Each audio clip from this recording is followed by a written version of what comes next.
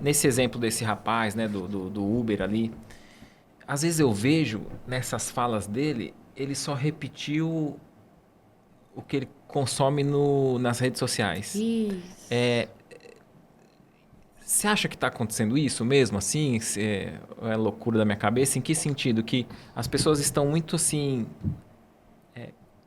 invigilantes, despreocupadas, consomem conteúdo sem um critério, sem saber que aquilo está adoecendo. E, às vezes, eu paro para conversar com algumas pessoas e as pessoas caem nas mesmas queixas ali, independente de qual lado, na política, de crime, de tal. Aí eu vejo e falo, isso aqui... Ele só está repetindo. Eu sei até que vídeo que ele está falando. Isso. Eu sei até que vídeo que ele viu.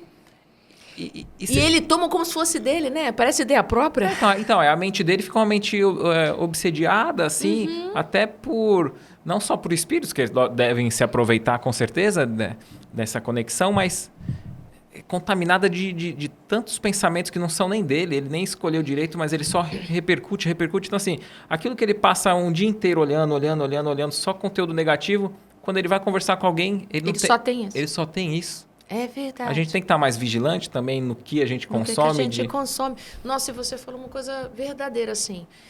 É tanta informação que você vai consumindo de uma maneira inadvertida, porque é na cama, né? Antes de dormir, ou de manhã quando você acorda e tal, você está no ônibus, você está sempre consumindo aquilo, sem nenhum critério de escolha.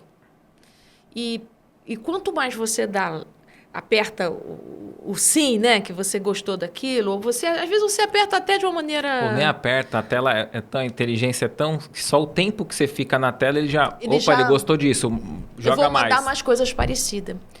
Então, isso comanda os meus sentimentos.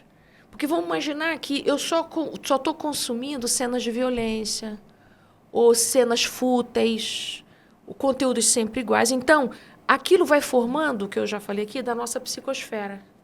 Então, onde eu vou, eu estou com esse hálito mental. Posso até ter deixado o celular em algum lugar, mas aquilo vai comigo. Então, eu já não leio mais um livro, não tenho um espírito crítico de uma leitura, de algum artigo que eu tenha lido, não comparo leituras. Eu vou consumir uma coisa pronta, de 2 segundos. E, aliás, a gente está com cada vez menos paciente de assistir um vídeo inteiro. A gente assiste 10 minutos, 5 minutos, 8 minutos, né? Está ficando assim, curto. Às vezes as pessoas me chamam para uma live antigamente era de 50 minutos, agora é 35. Eu falei, mas por que 35? Não dá nem tempo de eu desenvolver a ideia. Então você não está incomodada de estar dando quase 2 horas aqui, não? De jeito algum. Tá aproveitando aí. O que eu fiz assim? Mas por que 35? Porque as pessoas não assistem mais 50 minutos. Eu falei, opa, daqui a pouco vão separar de 10 minutos, né? Então é isso. Então, cada vez mais... Raso. Então, são pensamentos que você não raciocina. E o Espiritismo trabalha com fé raciocinada. Às vezes eu fico 1 hora vendo o vídeo à toa, aí eu falo, se fosse 1 hora daquele livro que tá me esperando, eu ia estar ser humano tão melhor agora. Como eu joguei fora a minha... Nossa, e tem uma coisa sobre isso que me chama muita atenção, que é assim, que eu estou sentindo isso como orador agora. Eu não senti isso antes. Então, assim, se eu falasse aqui, sei lá, eu estou falando em São Paulo, vou falar aqui sobre o tema X, sobre família. Se amanhã eu fosse falar em Brasília, eu poderia repetir esse tema. Agora não posso mais. Porque eles já escutaram isso aqui. Então, isso tem o lado bom. Porque viu nas redes sociais, você disse? Porque viu nas redes sociais, então quando eu vou falar lá, ele já viu isso aqui. Então, eu não posso repetir esse conteúdo. Então, isso tem um ponto bom, porque a pessoa está aprendendo, está recebendo. Mas, por um outro lado, também a gente precisa ter, eu como orador, um cuidado de não ficar desesperada com isso. Sim, se não der para preparar outro tema... Não há problema nenhum de eu repetir, porque senão eu vou entrar num desespero de consumo. Então, daqui um pouco eu estou fazendo palestras rasas. Porque para eu poder preparar num tempo exíguo, eu vou preparar cada vez menos profundas, para poder ser diferente. Então, eu vou entrar numa roda viva que não é boa para mim nem para o público. Eu vou trazer conteúdos espirituais de quantidade. Então, o cuidado que eu preciso ter para a quantidade não comprometer a qualidade do trabalho. Excelente. E ainda tem mais uma coisa, para cada lugar que eu vou, você não imagina a quantidade de coisa que um orador tem que preparar. Ele tem que mandar um vídeo, porque divulga uma palestra através de um pequeno vídeo. Eu tenho que mandar foto. Eu tenho que levar os livros. Eu tenho que pensar na roupa que eu vou, porque não pode repetir a roupa também. Porque já me perguntaram, olha, coisa engraçada. Olha, mas que interessante, você tá com a mesma roupa aqui desse vídeo? Então, assim, observam tudo, né? Inclusive, a gente gravou com o Wagner de Assis hoje de manhã. Eu tava com uma camisa. Gravamos com Astênio, do Joana de Ângeles. Eu estava com essa camisa. Então, o pessoal vai ver. Isso é um perigo. Ih, a mesma camisa. É a mesma. Ih, tá fora. Então, também tem os consumidores de conteúdo que são exigentes. Tem que ter sempre uma novidade. Eu não posso ficar escrava da novidade. Sim, perfeito. Então, assim, porque a mídia vai provocando isso.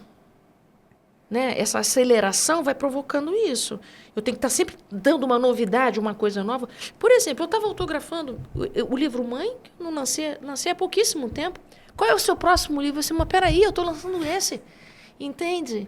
Então é isso. Já pensou se eu começar a entrar nessa cobrança? Sim. Não, eu tenho que publicar logo porque as pessoas já compraram 3. Então eu tenho que fazer o 4. Sim. Não, eu não tenho que fazer o 4. Perfeito. Se vier, se eu achar que isso cabe, se eu tiver material suficiente para um 4º livro, não vai rolar. E se for ano que vem, ok também. Então, eu não posso entrar nesse roldão como os fabricantes de medicamento, como os fabricantes de cosméticos, que tem que lançar uma novidade todo dia. Porque aí eu estou olhando o meu público como um consumidor. Eu não quero. Como consumidor, perfeito. Eu não quero que ele seja um consumidor. Eu quero despertar pessoas, não anestesiá-las, não entupi-las com coisas que elas não possam pensar. Então, eu tenho me deparado com essa questão. Como que eu posso transitar nesse mundo da novidade sem ser engolido por isso? Perfeito. Então, eu penso uma coisa sobre isso. Quando eu começo a me sentir assolada por essa pressão, eu penso, eu estou a serviço de Jesus. Jesus no meu lugar. Qual é a tarefa que ele acha que eu preciso desempenhar? Isso? Não é isso.